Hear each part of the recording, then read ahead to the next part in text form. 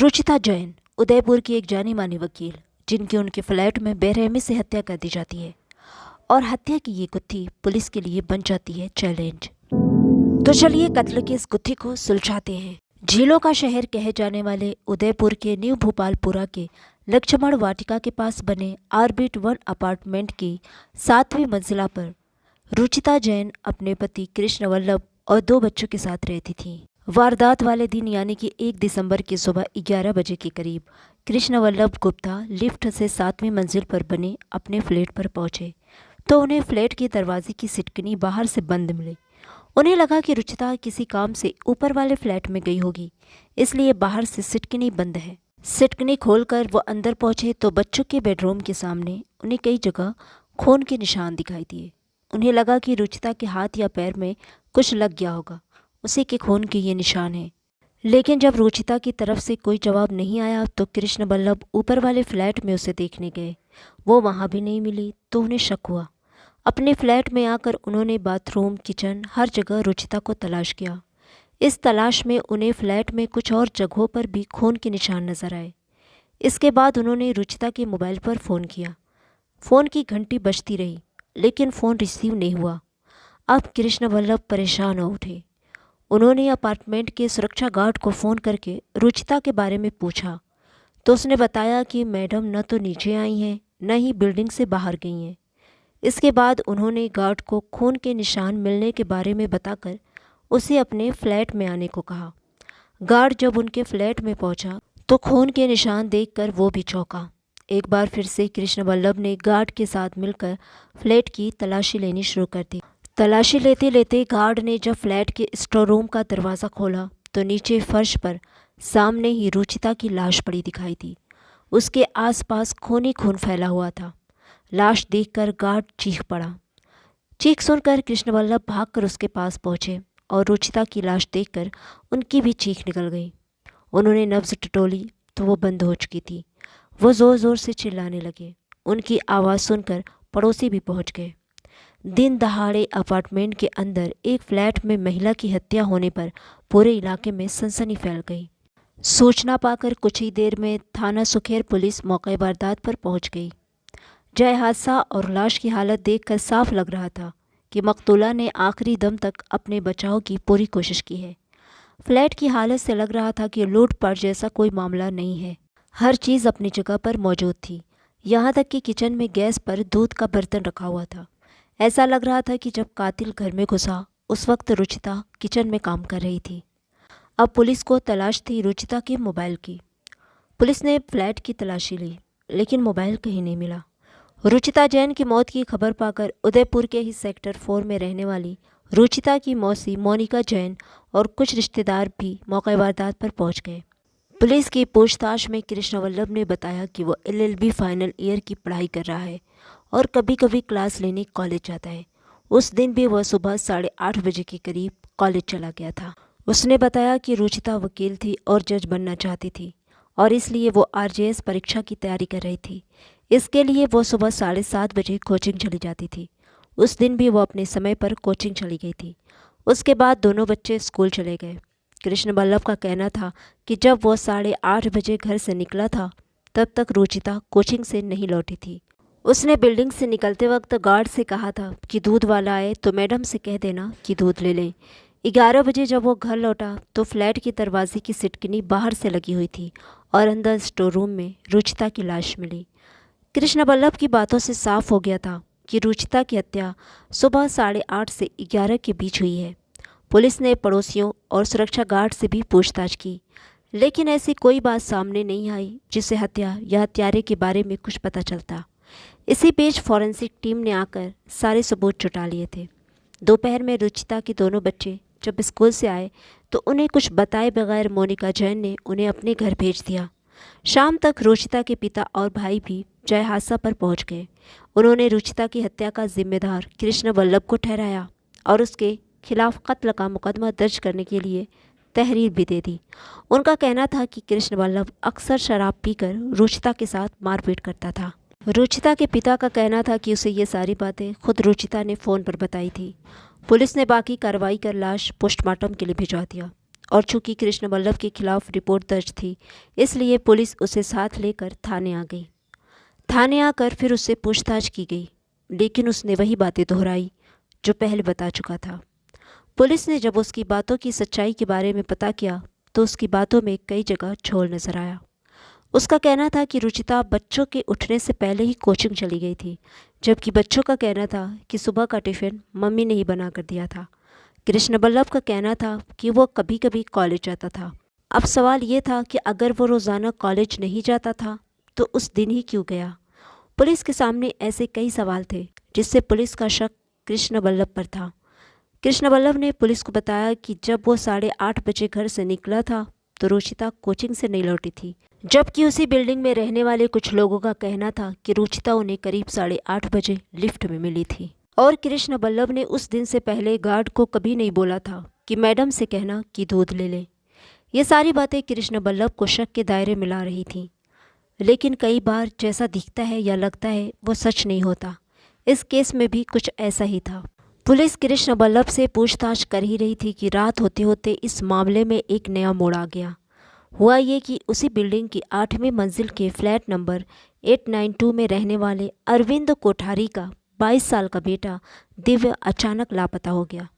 लापता होने से पहले वो अपने कमरे में एक खत छोड़ गया था, जिसमें उसने लिखा था, रुचिता की हत्या से मेरा कोई लेना देना नहीं है। मैं काफ़ी परेशान हूँ। दिन में पुलिस ने मुझसे पूछताछ की थी, लेकिन मम्मी पापा मैंने कुछ नहीं किया।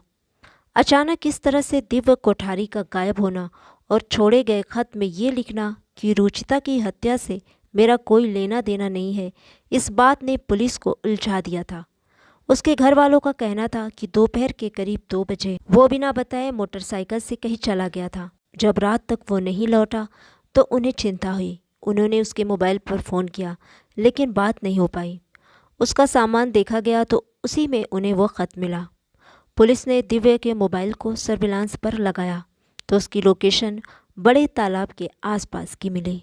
पुलिस ने तुरंत सभी तरफ नाकाबंदी की और दिव्य को बड़े तालाब के पास से पकड़ लिया गया। थाने में दिव्य से पूछताछ की जाने लगी तो कभी वो रोने लगता तो कभी हंसने लगता। उसका कहना था कि वो रुचिता को माँ का दर्जा देता था। खत के बारे में उसका कहना था कि वो पूछताछ से डर कर उसने वो खत लिखा था। दिन भर की पूछताछ में पुलिस को दिव्य से ऐसी कोई बात पता नहीं चली जिससे हत्या के बारे में कुछ पता चलता। पुलिस कृष्ण बल्लभ से भी पूछताछ कर रही थी और अपराध कबूल करने के लिए उस पर काफ़ी दबाव भी बनाया जा रहा था, जबकि हत्या में किसी तरह से अपना हाथ होने से वो साफ मना कर रहा था। पुलिस ने रुचिता का मोबाइल सर्विलांस पर लगाया हुआ था। अगले दिन रुचिता का मोबाइल एक मजदूर के पास से मिल गया। उसका कहना था कि उसे ये मोबाइल सड़क पर पड़ा मिला था। पुलिस ने रुचिता के मोबाइल की कॉल डिटेल्स निकलवाई, लेकिन उससे भी कुछ हाथ नहीं लगा। कृष्ण बल्लभ और दिव्य कोठारी दोनों पुलिस की हिरासत में थे। दोनों से पूछताछ की जा रही थी, लेकिन अभी तक ये साफ नहीं हो पाया था कि कातिल कौन है। एक बार तो यहाँ तक अफवाह फैला दी गई कि कृष्ण बल्लभ ने अपनी पत्नी की हत्या का जुर्म कबूल कर लिया है, लेकिन ये सिर्फ अफवाह थी। और फिर 3 दिसंबर को आखिरकार पुलिस ने रुचिता हत्याकांड का खुलासा कर दिया, लेकिन पुलिस यहाँ भी एक चूक कर गई। एसपी राजेंद्र प्रसाद गोयल ने प्रेस कॉन्फ्रेंस में ये बताया कि रुचिता की हत्या दिव्य कोठारी ने की है और वो साइकोसिस का मरीज है। उसने ये हत्या इसी बीमारी के दौरान की है। और हैरत की बात यह थी कि उन्होंने ये बयान बिना किसी मेडिकल जांच के ही दे दिया था। और जैसे ही ये खबर मीडिया में आई, अगले ही दिन यानी कि 4 दिसंबर को जनता ने पुलिस जांच पर सवाल खड़े कर दिए। लोग सड़कों पर निकल आए। इसके बाद पुलिस को अपना बयान बदलना पड़ा कि दिव्य पागल नहीं है, बल्कि पागल होने का नाटक कर रहा था। पुलिस ने उसी दिन दिव्य को अदालत में पेश कर 8 दिसंबर तक पुलिस रिमांड पर ले लिया। 5 दिसंबर को वकीलों का एक समूह एसपी राजेंद्र प्रसाद गोयल से मिला और उनसे कहा कि जिस तरह हत्या जैसे संवेदनशील मामले में कातिल को बिना किसी मेडिकल जांच के साइकोसिस बता दिया गया, और जब सवाल उठे तो पुलिस अब कह रही है कि वो पागल नहीं है। हम चाहते हैं कि इस मामले की जांच योग्य अधिकारियों से कराई जाए, वरना अदालत में केस की सुनवाई के दौरान हत्यारा इस बात का फ़ायदा उठा सकता है। और हत्यारे ने सच में इस केस में इस बात से फ़ायदा उठाने की कोशिश भी की। इसके बारे में आगे चलकर बात करते हैं। पहले ये जान लेते हैं कि आखिर एक 22 साला लड़का जिसे रुचिता अपना बेटा समझती थी, उसने रुचिता जैन की हत्या क्यों की। पुलिस द्वारा दिव्या से की गई पूछताछ में इस हत्याकांड की जो कहानी उभर कर सामने आई वो झकझोर देने वाली थी। कृष्ण बल्लभ और रुचिता ने 2003 में लव मैरिज की थी। रुचिता का ताल्लुक अजमेर से था और कृष्ण बल्लभ कोटा के रहने वाले थे। शुरू में वो किराए के मकान में रहते थे, फिर उन्होंने उदयपुर के न्यू भोपालपुरा में आरबिट 1 बिल्डिंग में एक फ्लैट खरीद लिया जो कि 8वीं मंजिल पर था। उन्हीं के फ्लैट के सामने अरविंद कोठारी अपनी फैमिली के साथ रहते थे। दिव्या उन्हीं का बेटा था।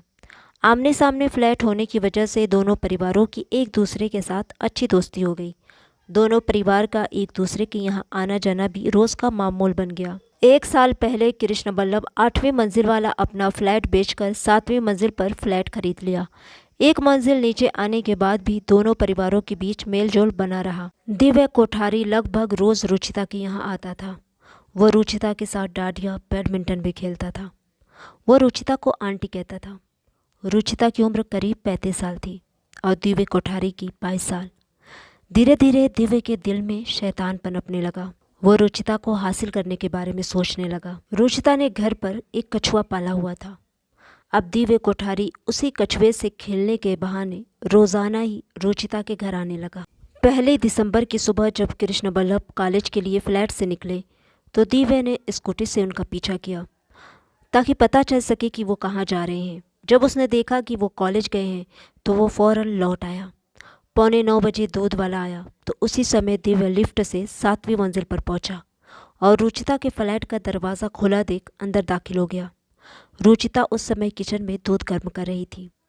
दिव्या रुचिता से थोड़ी बातचीत करके बेडरूम में चला गया और वहां घूम रहे कछुए की तस्वीर लेने लगा। इसके बाद उसने तेज़ आवाज़ में टीवी ऑन किया और किचन में जाकर रुचिता को पीछे से पकड़ लिया और ज़बरदस्ती की कोशिश करने लगा। दिव्या की इस हरकत से रुचिता चौंकी और बोली, बेटा ये क्या कर रहे हो? लेकिन दिव्या के सर पर तो उस समय शैतान सवार था। रुचिता अपने बचाव की पूरी कोशिश कर रही थी।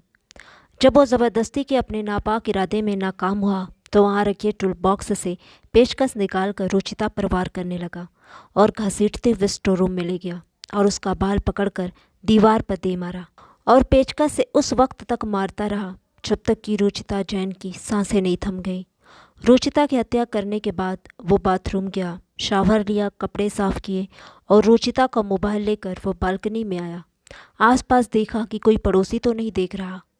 बाहर उसे जब कोई नज़र नहीं आया तो वापस फ्लैट के अंदर आया, टीवी बंद की और अपने फ्लैट में चला गया। कुछ देर रुक कर वो बाहर चला गया। जब वो वापस लौटा तब तक पुलिस आ चुकी थी और लोगों से पूछताछ कर रही थी। पुलिस ने उससे भी पूछताछ की। इसके बाद वो डर गया। वो फ्लैट में गया, पत्र लिखा और एक बैग में कुछ कपड़े और ज़रूरी सामान के साथ रुचिता का मोबाइल रखकर मोटरसाइकिल से बाहर चला गया। घर से निकलने के बाद वो इधर उधर घूमता रहा।